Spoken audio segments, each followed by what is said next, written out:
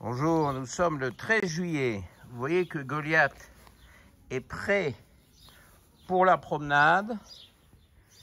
Mais la grande nouveauté, regardez, qui se cache là?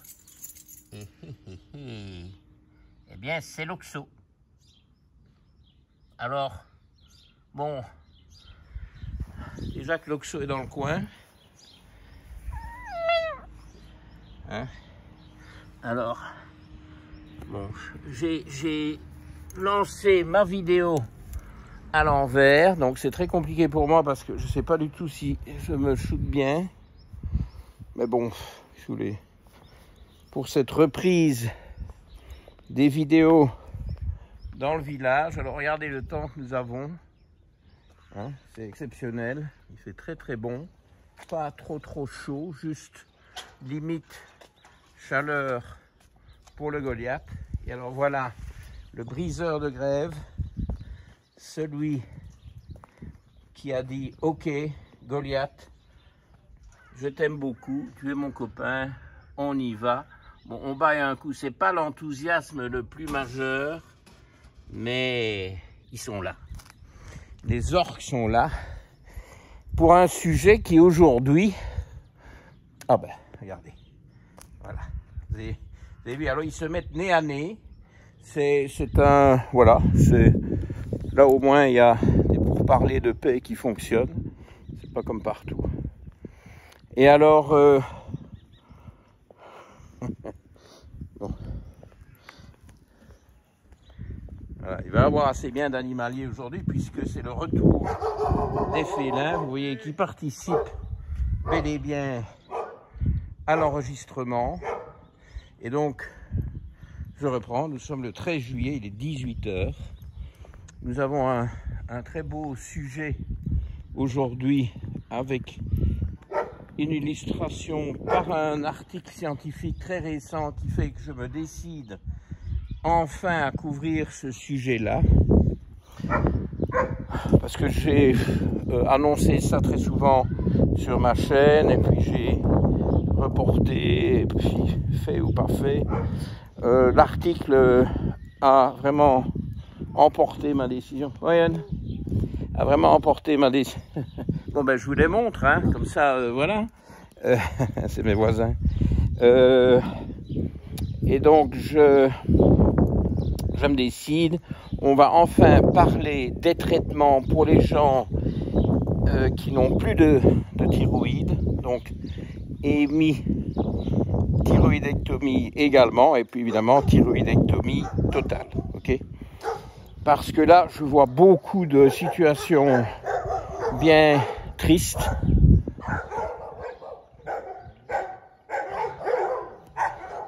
Oui, ça ne plaît pas aux chats, hein, c'est les grands chiens du voisin du bas.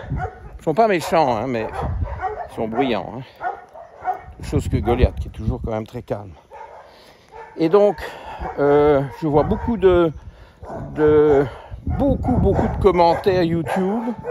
Et chaque fois, j'ai promis que je ferai cette vidéo, je finis par tenir ma parole. Mais vous verrez que l'article que je vais vous montrer est très intéressant. Il est très bien fait.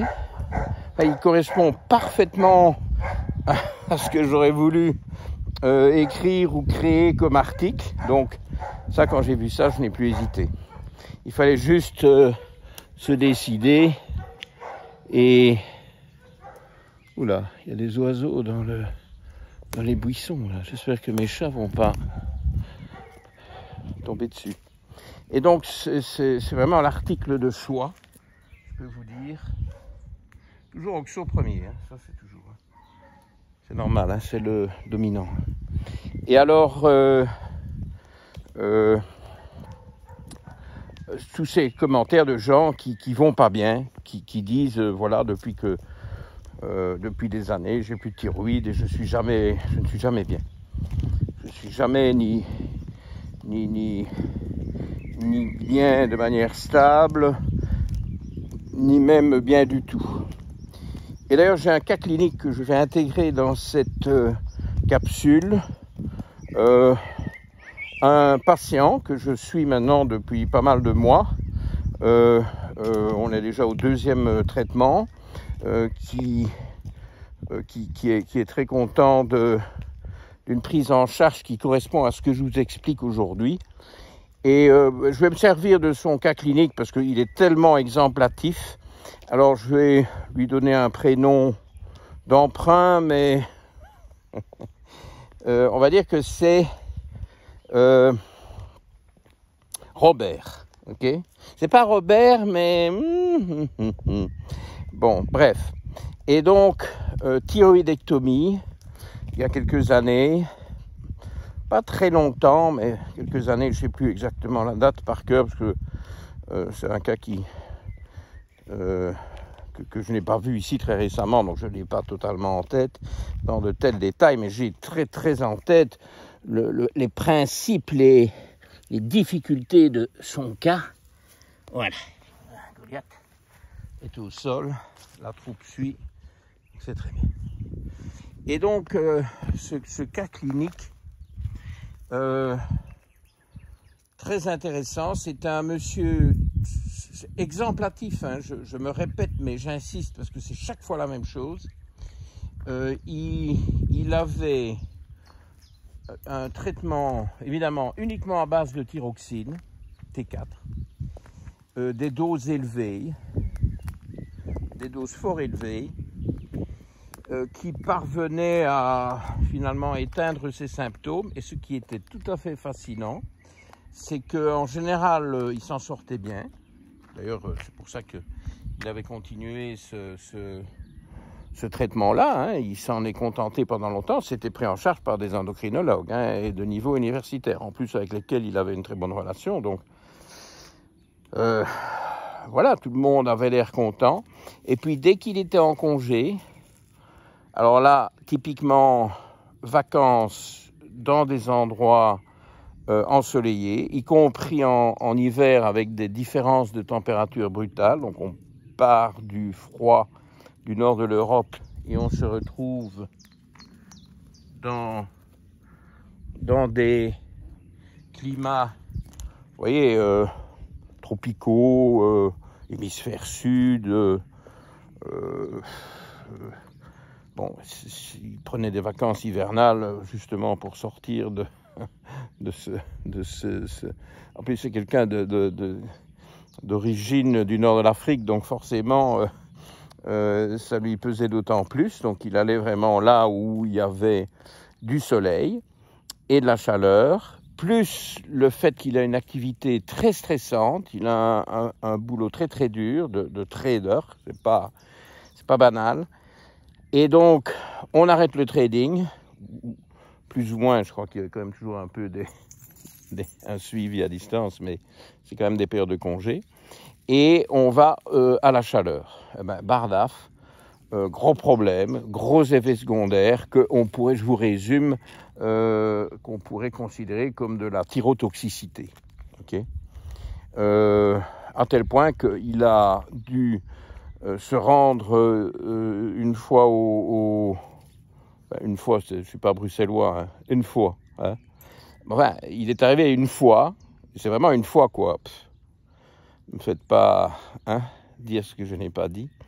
Se rendre aux urgences, où il avait de la tachycardie, il était en hypertension, thyrotoxicité. Ils ont fait une prise de sang, évidemment, en urgence. Ils ont tout de suite compris qu'effectivement, il fallait absolument arrêter tout de suite son traitement hormonal thyroïdien.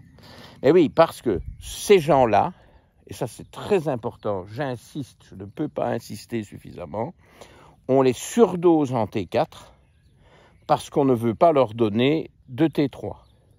On ne sait pas, est-ce que ces endocrinologues-là savent même ce qu'est la T3?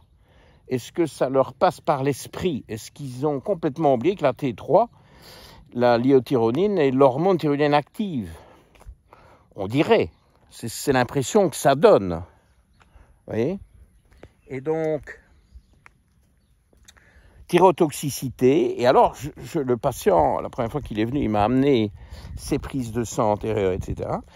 Le taux de thyroxine soit au maximum, et le maximum dans les zones de référence données par les laboratoires est très haut. Moi, je ne vais jamais près du maximum pour la thyroxine. Alors, il y a toujours des problèmes d'unité, mais pour éviter ce genre de difficultés, je vais vous dire que de mémoire, je suis toujours 10% en dessous du maximum. Donc, je vais jusqu'au percentile 90. Parfois, je suis déjà très content avec le percentile 85, voire 80. Moi, je ne vais pas au percentile 100, mais lui, selon les prises de sang, ça pouvait fluctuer. Soit il était au-dessus, soit il était vraiment à la limite. C'est pas normal. Avec, et ça, je trouve que pour les endocrinologues qui sont toujours très, très pointilleux là-dessus, une TSH trop basse. Mais, parce que ces patients-là sont thyroïdectomisés, eh bien, on considère que la seule façon de s'en sortir, c'est d'être en surchauffe de T4 et avec une TSH écrasée ou trop basse. Alors, croyez-vous que dans ces tests, on se préoccupe de la T3? Parfois oui, parfois non, mais quand il y a la T3 dans les tests, elle est basse, elle est dans des percentiles proches de l'extrémité inférieure des zones de référence. Donc, je lui dis, mais je dis, regardez, Robert, j'ai failli dire le vrai prénom, mais c'est pas... Ah oh, regarde, t'as fait... C'est bon ça. Ok, belle selle moulée. Je vous montre pas ça, hein, ça ne se fait pas. Ce percentile T4, je lui dis, je lui explique, enfin il comprend vite, hein. Les percentiles, si vous êtes autour de 100 d'un côté, et puis de l'autre côté, ben, je ne dis pas que vous êtes à 0, mais vous êtes peut-être à 10 ou 15, il y a quelque chose qui ne va pas. Et puis la TSH est trop basse. Un homme d'une bonne cinquantaine d'années, vous avez fonctionné comme ça, jusqu'à quand? Jusqu'à ce que vous fassiez une fibrillation auriculaire avec les conséquences potentielles, dommageables éventuellement lâcher des caillots qui remontent et qui vous font un AVC. Enfin, c'est du sérieux, hein, c'est du lourd. Hein. Alors, je lui ai évidemment rappelé ceci, et j'en profite pour vous le rappeler, c'est que... Ah ben, mes chats ont disparu. Bon, on va s'occuper de Goliath alors. Ah mais non, le voilà. Oxo, viens vite. Oxo, allez viens. En tout cas, voilà Oxo. Et donc, c'est quand même assez simple. Moi, quelque chose qui m'échappe. On enlève la thyroïde, ou une demi-thyroïde. Hein. C'est le problème elle-même, sauf qu'il est beaucoup plus aigu quand on enlève toute la thyroïde. Et on remet que de la thyroxine pour remplacer la thyroïde qui n'est plus là. Ah oui, mais minute. La thyroïde. Ah ben voilà, tout le monde est là. On a un promeneur hein, qui va peut-être un peu effrayer mes chats. Il arrive. Donc, la glande thyroïde produit effectivement beaucoup plus de T4 que de T3.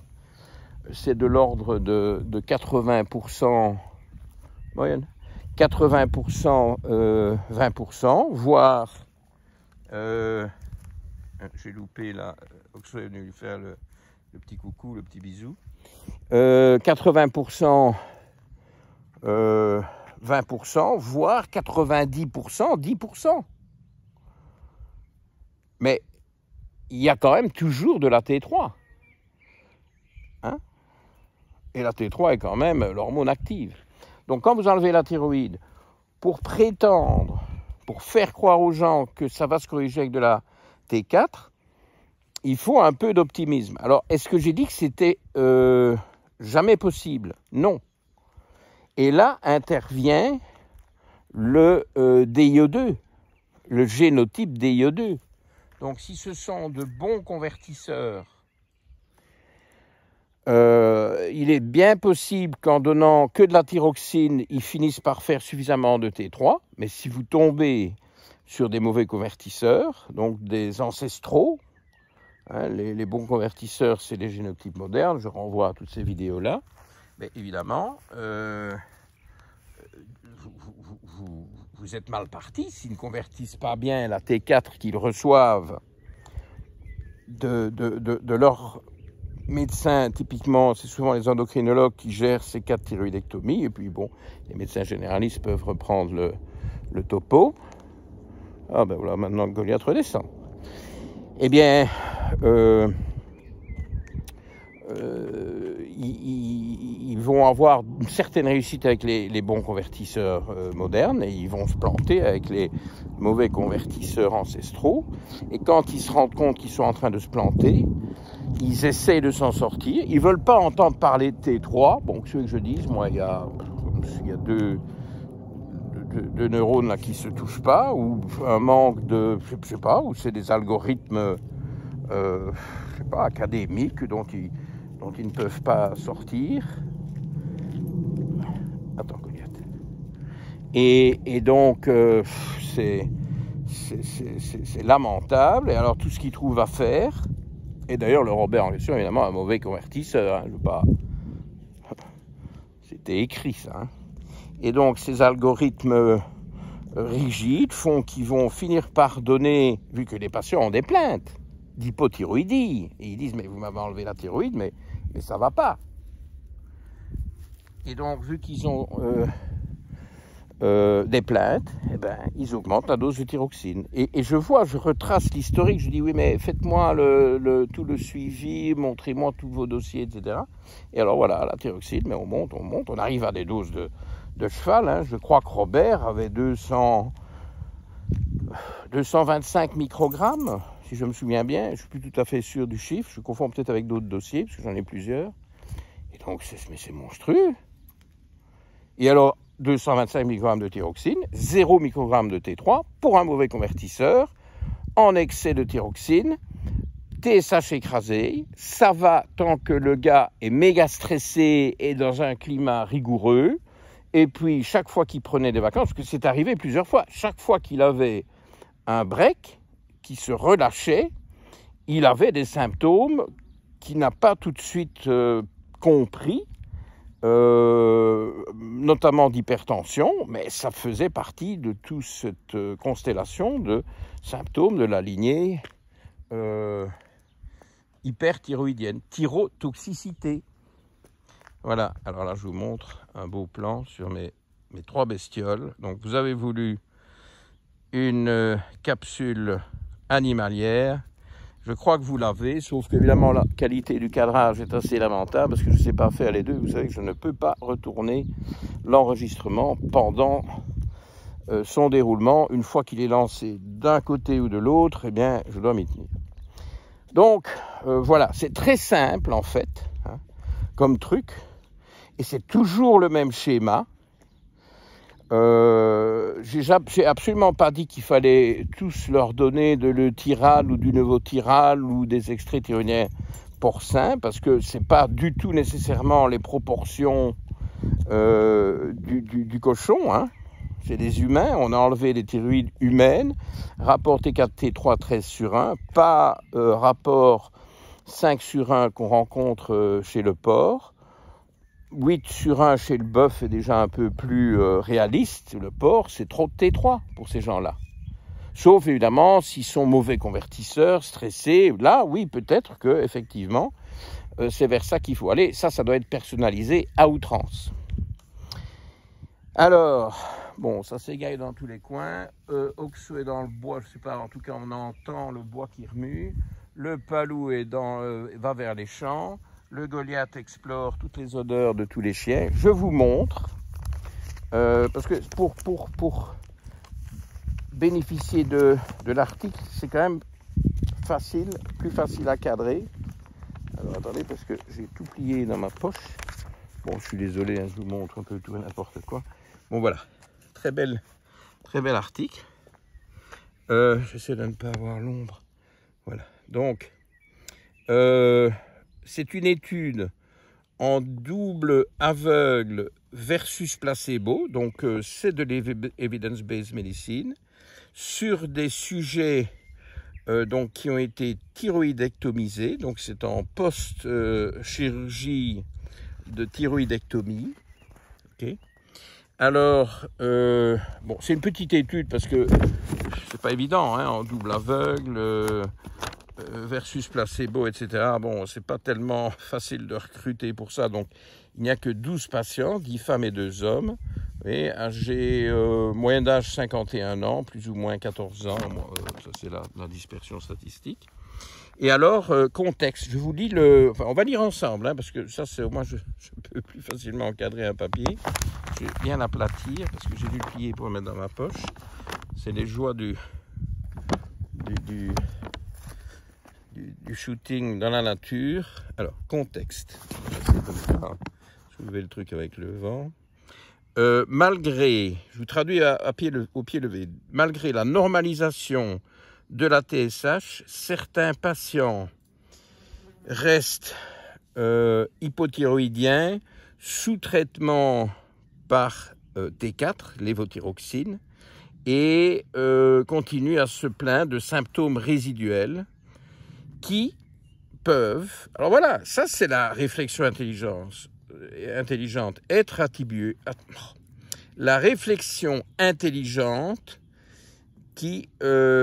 symptômes qui peuvent être attribués à la perte de la T3, de la triiodothyronine, hein, qui est le nom vraiment complet, triiodothyronine endogène. Mais oui, il n'y a plus la T3 endogène qui était produite par la thyroïde.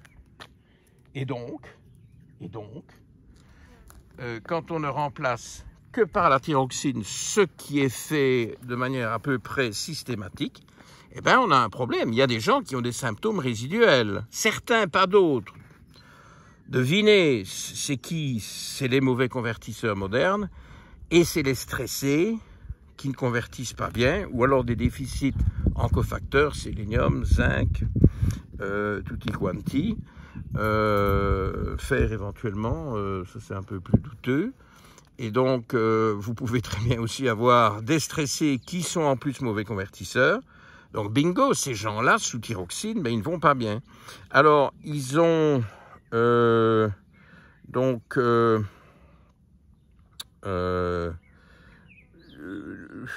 regarde, je lis... Enfin, bon, je ne vais pas entrer dans les détails de la manière dont ils ont géré les deux groupes, donc le groupe réel et le groupe placebo.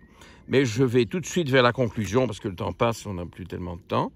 Dans le groupe des patients, donc en post-chirurgical, hein, où le remplacement par la thyroxine seule ne normalise pas la T4 libre et la T3 totale. Je ne sais pas pourquoi ils n'ont pas pris la T3 libre, parce que je pense être une erreur. Mais bon,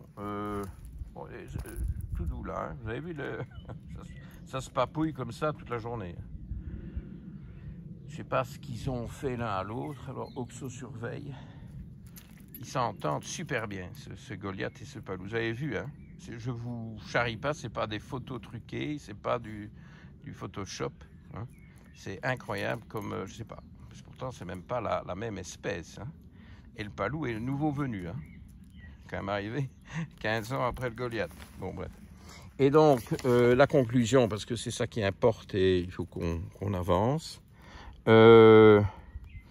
Donc, la persistance des symptômes est associée avec une augmentation de poids et des augmentations des taux de cholestérol, ben oui, qui sont des conséquences évidemment d'une thyroïde incomplètement corrigée.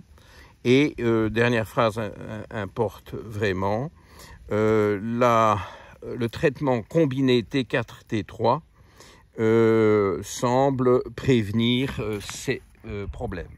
Voilà. Donc, c'est exactement ça. Je vous mets l'article en full texte en description. Vous aurez le lien vers ma Dropbox où l'article se situera. C'est un article tout à fait digne de foi, hein, qui est de Frontiers in Endocrinology.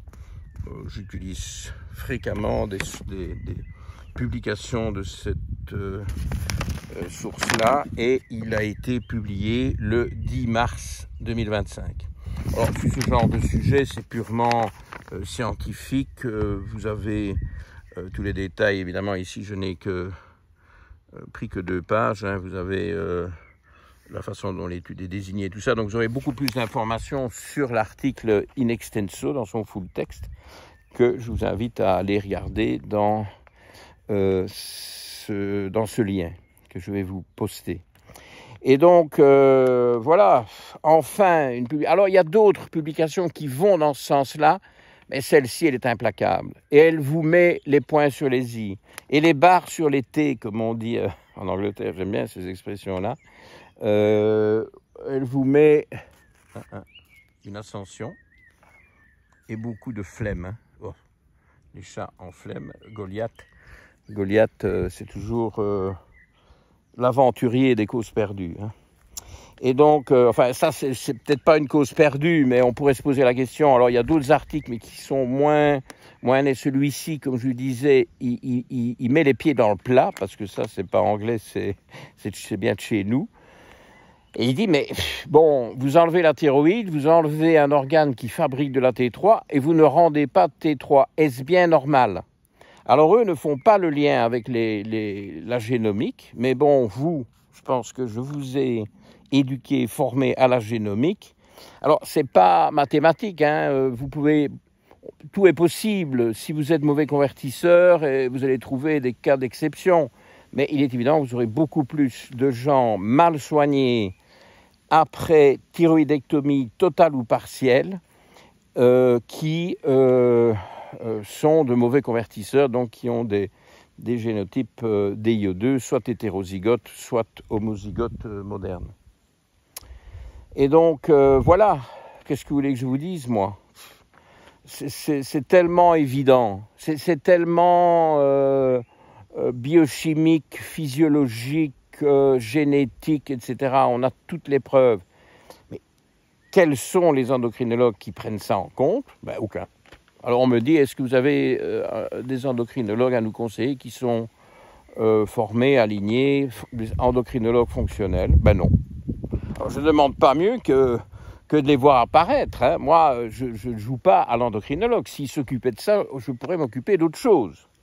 Hein, et pour le moment, j'essaie de rééduquer des gens qui s'entraînent, qui veulent faire du sport pour leur santé, qui font ça très très mal.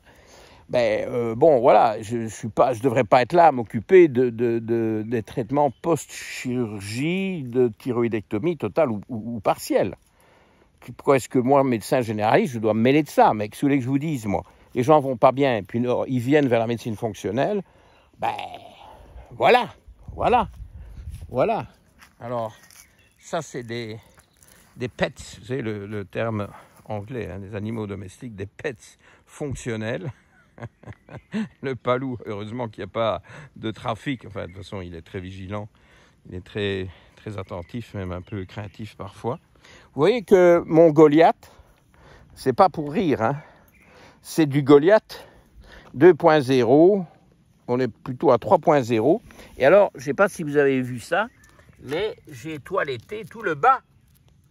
Ah oui. Et donc, je vais suivre le conseil de certains. Docteur Mouton, plutôt que de faire vos vidéos chiantes, allez faire du toilettage pour chiens. Ce sera mieux